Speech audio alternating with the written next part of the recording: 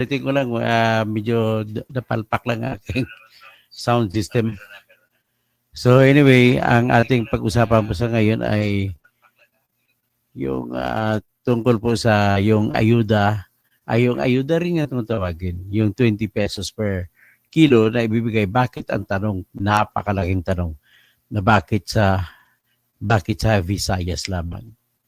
Ladies and gentlemen, kalalabas lang po ng survey result ng SWS at lumalabas po na pinakamaraming mahirap sa bansa ay nasa Mindanao. Bakit wala sa Mindanao? Yan ang po ang unang tanong. Titingnan niyo po yung ano dito, yung datos na pinalabas ng SWS. 70% po na tao sa Mindanao ay mahirap. Dapat doon sana binigay yung 70 pesos per kilo. Kung talagang genuine ang inyong gusto. At bakit sa Visayas lamang? Tingnan nyo, 55% of Filipino families consider themselves poor.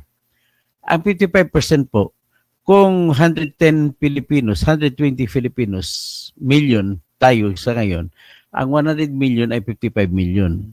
So ang 10 million is 5.5. Dalawang 5.5, 11 plus 50. So 61 million po ang gutom sa buong Pilipinas. Pero sa gutom sa buong Pilipinas, ito ay pagtataas. Ito ay sa nakaraang buwan, ito ay 52%. So kung dito 52%, tumaas pa lalo, ang ibig sabihin sa ilalim na pamumuno ni BBM, mas lalo pang tumaas ang antas ng mga mahirap. Ang dami nila. Dito sa datos ng SWS po, ay nakalagay ko na data showed as of April 2025, self-rated poverty was highest in Mindanao at 70%, followed by the Visayas at 67%. Ang layo ng lamang.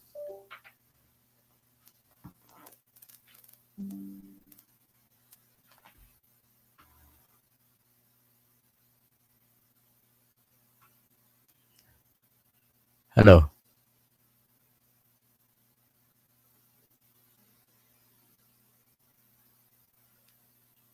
Hello, sound.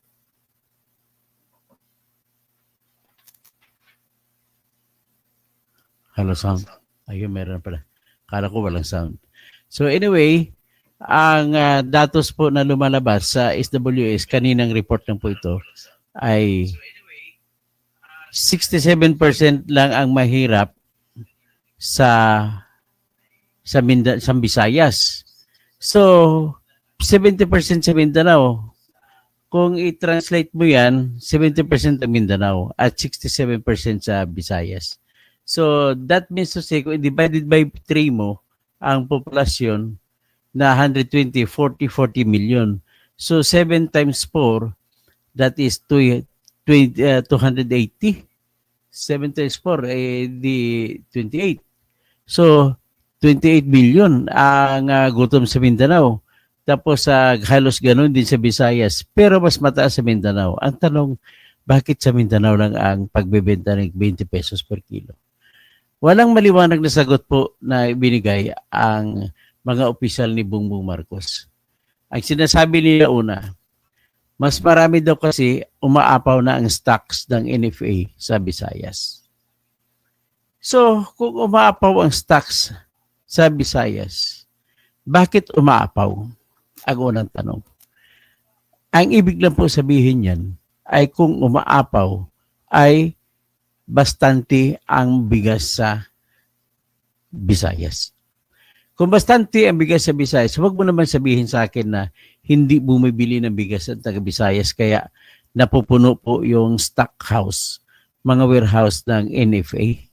Bakit puno? So yan po ang tanong, malaking katanungan nila. Walang bumibili. Ibig sabihin kung walang bumibili, maraming pambili ang mga taga-Visayas. Kahit sabihin natin na 67% ang mahihirap sa kanila. So ano bang logic dito? Hindi ko ma-connect ang logic na sasabihin ng gobyerno sabi ni Francisco Tio Laurel ng Department of Education Agriculture ay umaapaw kasi ang bigas sa umaapaw ang bigas daw sa NFA, sa lahat ng NFA warehouse sa Visayas.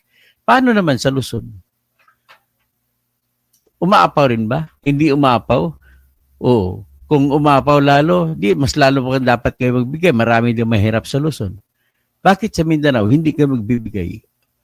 Hindi ba umaapaw ang warehouse ng bigas sa Mindanao? So, ibig sabihin, yung tendency nitong kung susundin natin ang argumento nitong mga BBM officers, ay ibig sabihin is, pwede mo sabihin na mayaman ang taga Mindanao at mayaman ang taga Luzon. At ang mahirap ay taga Visayas lamang. Kung susundin mo sila. Pero kung titingnan mo sa kategorya sa survey kung saan mataas ang eleksyon, mababa po mababa po yung resulta ng survey nila doon sa Visayas. Yan ang pinakakuan. Pero mas pinakamababa sila sa Mindanao. Kaya lang po ang tingin nila sa Mindanao ay hindi nila kayang baliktarin. Kasi ang katotohanan ng buhay dyan ay 70% din, mahigit pa sa 70% ang buboto sa lahat ng iniindurso ng mga Duterte. Yan po ang katotohanan. Kaya nga po yung congressman sa Cagayan de Oro na pumirma sa impeachment ay sa huling survey halos 0% ang survey niya. Ang kalaban niya ang mananalo 98%. Yan po ang resulta ng pagpirma ng impeachment. Hindi nyo lang po alam ang sentimento ng taga Mindanao. Kung taga Luzon kayo, kung OFW kayo, kung taga Visayas kayo, hindi nyo lang po alam ang sentimento ng Mindanao. Ako po taga Mindanao kasi ako kaya alam ko. So ngayon, mas lalo pa lang nanggagalaiti ang taga Mindanao, hindi pala kami entitled sa 20 pesos na bigas na binibenta nyo. Kumbaga ito po ay paglabag sa tinatawag na Equal Protection Clause sa ating Constitution sa Section 1, Article 3 na nagsasabi po ay no person shall be deprived of life, liberty, or property without due process of law, nor any person shall be denied the equal protection of the laws. So ngayon, na-denied kami ng equal protection of the laws. Bakit nasa Visayas lang? Ang taga Luzon, na-deprive din. Lalo na sa Metro Manila, maraming mahirap.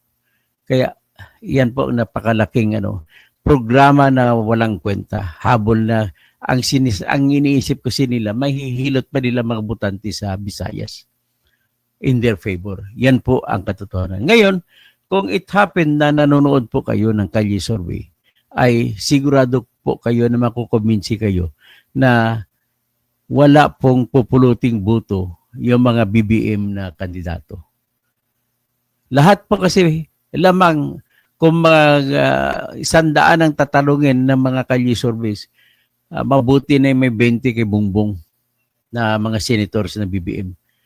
Mas senators ni DDS ang nangunguna mula sa kahit sa Tagaytay. Huling Kalye surveys Tagaytay nakita ko.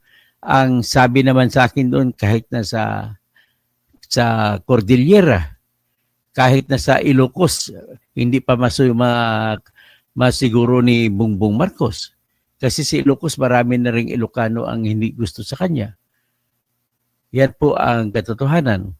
Kasi po, unang-una, kagaya na ngayon, maraming sumisimpatiya kay Aimee Marcos. Si Aimee, ang pakay niya, pagandahin niya ang pangalan ng tatay niya. Pero si Bongbong naman, iba naman ang ginagawa. Yan ayon kay Aimee. Ngayon, may huling palabas si Aimee. Ang unang palabas niya, itim. Nitong huli, ang palabas niya ay lulong. Ayaw ko sa lulong. Ano ibig sabihin nun? Well, naghuhula lamang ako. Mukhang ang ibig sabihin ng mensahe ni Aimee ay ayaw ko sa lulong sa droga. Sinong pati pinatutunguhan yan? Of course, si Aimee lamang ang nakakaalam of all people sa atin kung talagang addict si Bongbong o hindi. Yan po yung katotohanan. Ngayon, ano ang katotohanan naman? Anong justification na bakit bakit sa Visayas lang? Ito bang programa nila na 20 pesos per kilo. Ano bang ibig sabihin ito? Paano nila nagagawa? Ganito po yun. Ang bigas po, kung walang intervention, kung hindi nila pakialaman, tumatakbo po ang bilihan ng bigas ay hanggang 34 pesos kung pinakamurang bigas. So kung 34 pesos, ibig sabihin po, sinasalo ng gobyerno natin ang 14 pesos bawat kilo. So ayon naman sa kwenta ng taga-sinag na grupo, kung itutuloy nila yan, yung 20 pesos per kilo, sasaluin ng gobyerno ang 14 pesos at yan po ang ibig sabihin, maglalabas ang gobyerno ng 4.5 billion pesos para sagutin lamang.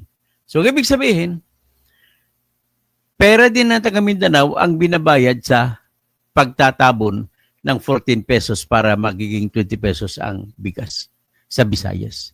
Ganon din ang mga tao sa Luzon. Ganon din mga OFW. Nagpapadala kayo ng remittance ninyo. Ang pinadalang remittance ay kumikita ang gobyerno natin ng Pilipinas ng buwis. So, nagpapadala kayo, ang inyong buwis na binayad gamit sa inyong mga remittances ay doon kinukuha ang malaking bahagi na ibabayad, doon itatabon sa 14 pesos per kilo para sa ibebenta na 20 pesos per kilo sa Visayas. Hindi ba makatarungan o makatarungan yan? Nasa inyong pagpasya. Pero sa akin biglang tingin po. Kasi hindi man natin makwenta yan detalye por detalye, ay talagang nalulugi tayong lahat. Ngayon, napakalaking kasalanan yan, ang ginagawa na unfair yan. Yan po ay pwedeng sabihin na isang aksyon na hindi deserve ng taga-Visayas na sila lamang ang bibigyan. Bagkus, pwede mo sasabihin na yun ay nagdulot ng hindi rin deserve na sakit sa mga taga-Mindanao at taga-Luzon, lalo na taga-Metro Manila, kung saan mas marami ang mahihirap. So, iyan po ang pag-asa. Ngayon, ang tanong dyan, hanggang saan tatagal yan? Kasi yung 5 na araw hanggang election day yun. Magbebenta sila hanggang election day. So, anong ipakay niyan? Wala nang iba kundi pang-election lang. Kasi pagtapos ng election, wala na yan. Ngayon, namimili sila saan sila magbibigay ng bigas. Sa Visayas o Mindanao. So, ulitin ko, iniisip nila mas madali nilang hilutin ang utak ng mga taga-Visayas. Kumbaga, iniinsulto po nila mga Bisaya na iniinsulto na madali lang kayo, ang ilong ninyo ho, ganun-ganunin. Ganun po ang epekto niyan. Ngayon, pag tinignan mo sa mga Luzon, parang sinisipa, parang iniiwanan na kayo ni Bongbong Marcos. Di wag nyo na rin iboto lahat ng mga niyan, lahat ng mga kandidato ni Bongbong, bakit sa Visayas lang sila magbibigay? Ang isa pa, ang nakita ko ay kung ganun ang mangyari na tingnan mo, wala po kasiguruhan na yung programa na yun ay tuloy-tuloy at pangmatagalan. Bakit ko nasasabi? Una, kulang po ng pera natin. Maubos lang po yung pera ng kaban ng bayan natin kung diyan mo itututok sa bigas. Ngayon, ipakita ko po sa inyo yung isang ang katibayan na kung saan ay binenta nagsimula pa sila ng 2023. O ito, 2023. Ipakita ko sa inyo yung 2023 na bentahan si Martin Romualdez. Tambaluslos pa nagbebenta. Ayan. Kaya, yan. Yan na lang.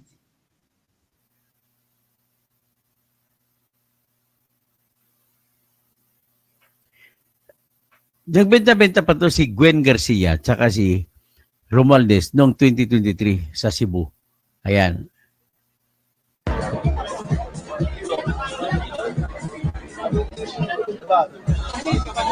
₱20 per kilo daw. 2023 ito ginawa.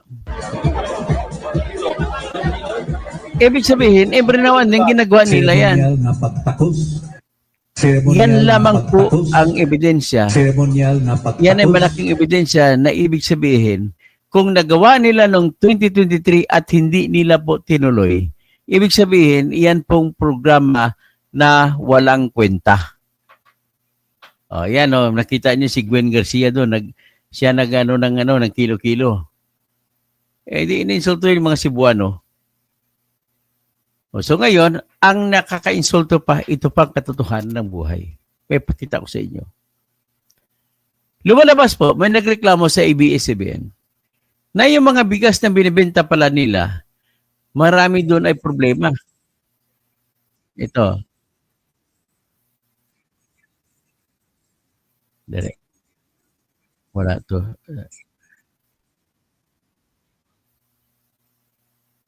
So ito, tingnan natin yung report ni General Macanas. May report sa kanya na yung mga bigas na binibenta ay may bukbuk o yun.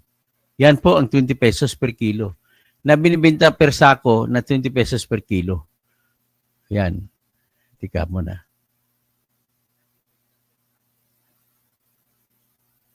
Mali. Ito.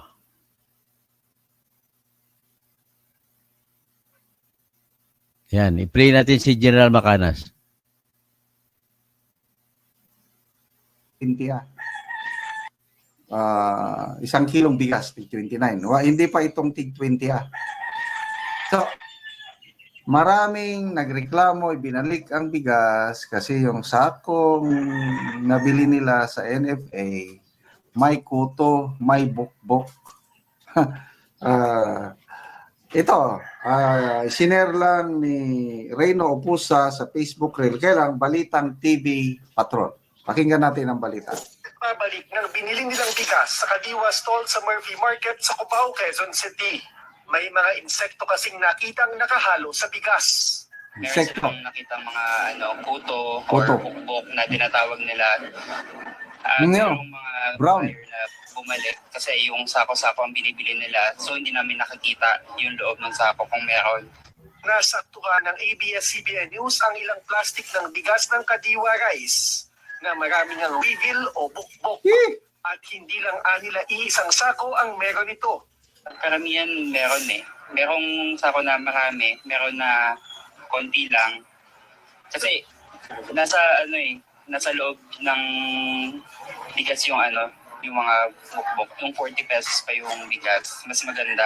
Ngayon kasi medyo madilaw. Madilaw. Laon ang tawag, Soray. May mga nagbabalik ng binili nilang bigas sa Kadiwa Stall sa Murphy Market sa Cubao, Quezon City. May mga insekto kasing nakitang nakahalo sa bigas. Meron silang nakitang mga kuto or bukbok na tinatawag nila.